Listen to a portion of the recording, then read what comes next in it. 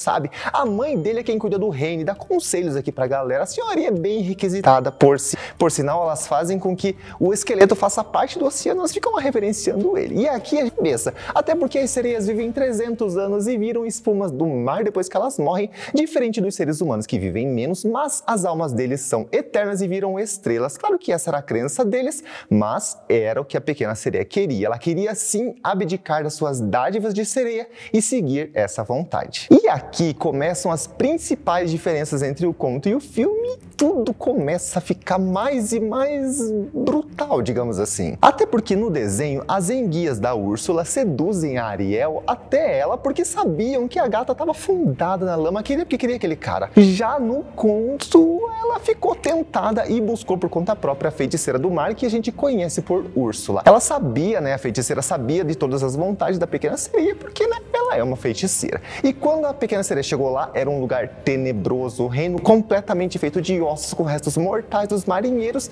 mas isso não intimidou a pequena sereia, que queria seguir o plano dela de sofrer por macho lá na superfície. Só que, gente, não, sério, brincadeira, porque tem também a questão, claro, da pequena sereia ter desenvolvido aqui uma certa dependência emocional do homem, né, do príncipe, em função da vida dela enclausurada aqui no fundo do mar e tudo mais, só que a gente não vai entrar nessa questão aqui não. A feiticeira então preparou um elixir, só que já avisou a pequena sereia aqui que a beleza ia doer, né? Gente, Beyoncé já tinha avisado, né? A pequena sereia que não ouviu. Ela avisou o seguinte, que a dor da transformação seria excruciante, que por mais que ela se transformasse numa pessoa bela, cada passo que ela desse seria uma dor de uma faca entrando na pele dela. Só que a pequena sereia aceitou mesmo assim, ela falou, bora com esse negócio aqui pra frente. Só que tinha uma condição, ela precisava conquistar o príncipe e casar com ele, senão ela viraria uma espuma do mar, assim como era o destino de toda a sereia. E você acha que podia piorar? Porque, gente, piora. O negócio só afunda, é só ladeira abaixo daqui pra frente. Por quê? Porque ela não contava com uma condição que a bruxa ia trazer. Em troca, essa feiticeira pediu nada mais nada menos do que a voz da Ariel. Aí você pensa, capaz que ela vai dar o bem dela mais precioso em troca de um homem que ela acabou de conhecer. E ela deu. Só que assim, não é igual ao desenho, não, com aquele feitiço, aquelas luzes, tal, daquele jeitinho, não. Aqui no conto, ela teve a língua dela cortada e nunca mais conseguiu falar. Enfim, o elixir foi preparado com sangue, olha só, e quando a pequena sereia tomou, bom, foi só ladeira abaixo daqui pra frente. Isso porque a dor do corte da cauda dela foi tanta que ela desmaiou e caiu morta ali mesmo. Ela acordou depois com o sol batendo na cara dela lá na praia, com ninguém menos que o príncipe resgatando ela. Só que ela não conseguia interagir porque ela não tinha voz, mas mesmo assim ele acolheu ela no palácio, onde ela via outras escravas cantando. Só que, gente, cada passo era uma dor absurda, mas ela seguia mesmo assim. Ela própria, claro, não podia cantar, só que ela dançava lindamente e isso atraiu o príncipe para perto dela.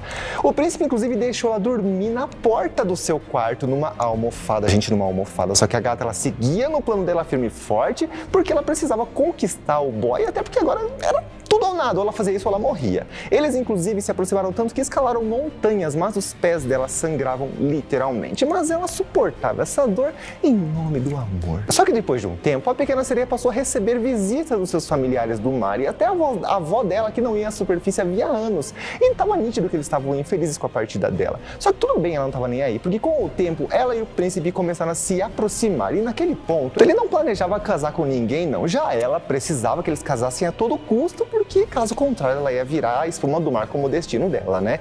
Só que a relação entre eles começou a aumentar e eles já estavam se relacionando. Então percebam que diferente do desenho onde eram só 3 dias, aqui tem mais tempo rolando, né?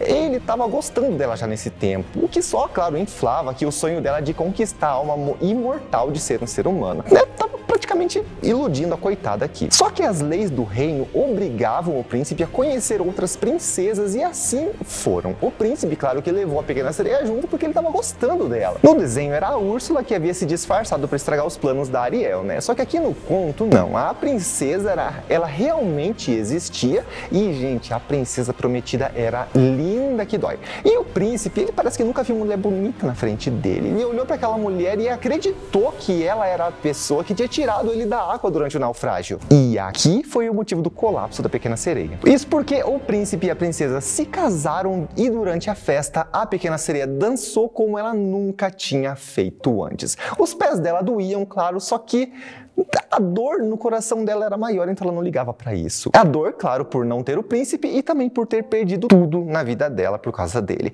Ela então ficou ali esperando pela própria morte. No desenho, claro, o rei Tritão aparece e salva Ariel depois que tudo parece perdido, né? Só que já no conto, ela é surpreendida pelas irmãs durante a madrugada. E na tentativa de salvar a pequena sereia daquela condição, elas próprias deram os seus cabelos à feiticeira. Só que, né, a feiticeira, ela era traiçoeira e claro que não vem coisa boa disso não, né? Isso porque a condição para tudo isso dar certo era a pequena sereia deveria matar o príncipe. Assim, ela seria sereia de novo. Ela chegou a ficar perto do príncipe com um punhal, só que, claro, ela não conseguiu e tirou a sua própria vida se jogando do navio em seguida. O corpo dela se dissolveu em espuma e assim a sua vida acabou nessa terra. Bastante diferente do filme, né? Só que a história de sofrimento da pequena sereia não acaba por aí não. Isso porque o sol fez essa espuma se erguer no ar e ela se juntou a milhares de outras filhas do ar. E com elas, claro, ela entendeu um motivo, um novo propósito de vida. Basicamente, ela conquistaria uma alma eterna depois de 300 anos fazendo o bem. Só que assim, se ela encontrasse uma criança boa pelo caminho, essa pena diminuiria em 1 ano. E se ela encontrasse uma criança má pelo caminho, essa pena aumentaria em 1 ano. E assim, a pequena sereia terminou a sua história numa eterna melancolia.